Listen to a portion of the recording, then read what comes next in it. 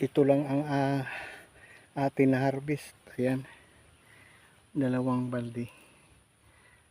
At sa susunod naman muli na ating pagbibisita, tayo ay mag-harvest.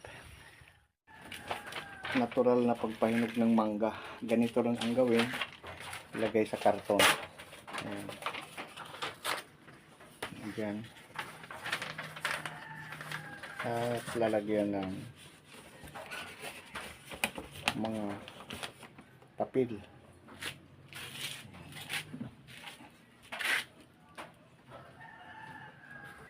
At ito na yung finished by layers.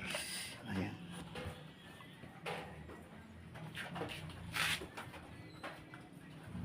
Ayan pala yung lalagyan ng mga karton. Ayan.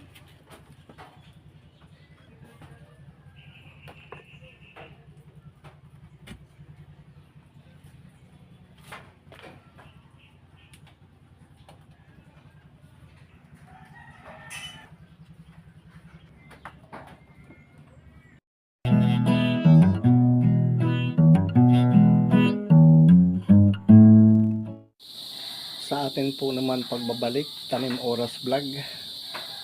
At dito tayo ngayon sa kung paano natin pahinugin ito na napitas na mangga sa atin mga pananim na wala tayong sinasabi na kalburo o yung mga natural na pagpapahinog natin. Bago tayo magpapatuloy, shout out po sa lahat ng nag-subscribe sa ating Tanim Oras Vlog, mapapanood sa YouTube channel. At ito ngayon ay meron tayo dito na pitas na mangga. At ito ngayon yung bago na kuha ay atin pahihinugin na hindi na natural lang na pagpahinog kung ano ang ating dapat gawin na maganda ang kanyang mga color sa hinog. Dito meron tayo dito sa sako. Ayan. Kapipitas lang po nito at atin ngayon ilalagay sa karton or lagayan na para mahinog siya. After 4 days, hinog na po ito. At ito. At ilalagay natin sa karton para mahinog siya, nga hindi natin lalagyan ng kung ano ang itatakip natin na para lang siya mag-init or mahinog lahat. At ngayon ito ay ilalagay lang natin sa mga lagayan na paganire para magkaroon siya ng init at mahinog sila lahat.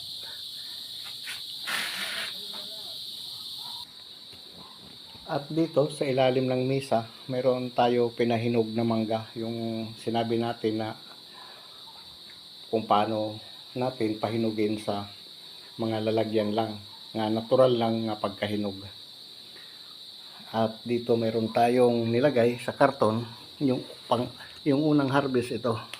Titingnan natin kung ano ang pagkulay o maganda ba ang pagkahinog. Ayan. Ay atin i-pull out. So ngayon,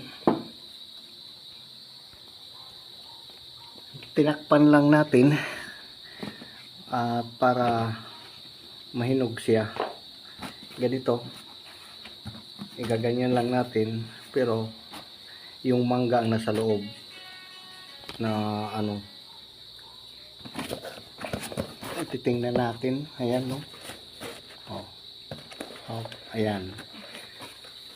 At perfect yung kanyang,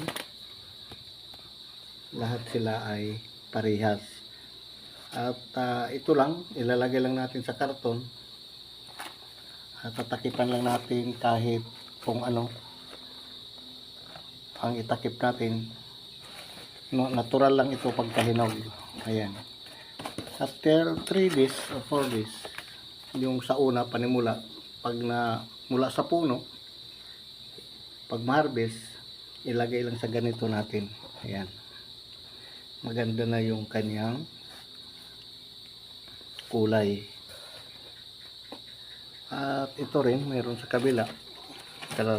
Kalalagay lang. Ayan, 2 days.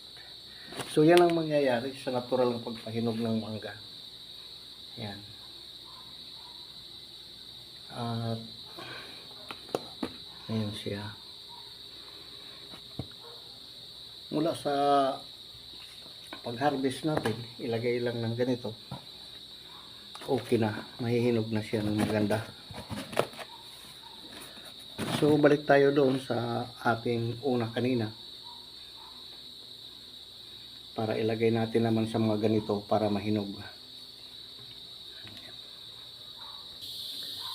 Nakita natin ang madali lang paraan pagpahinog sa bagong pitas na ganito. Ilalagay lang natin sa karton. Kung nakita natin kanina.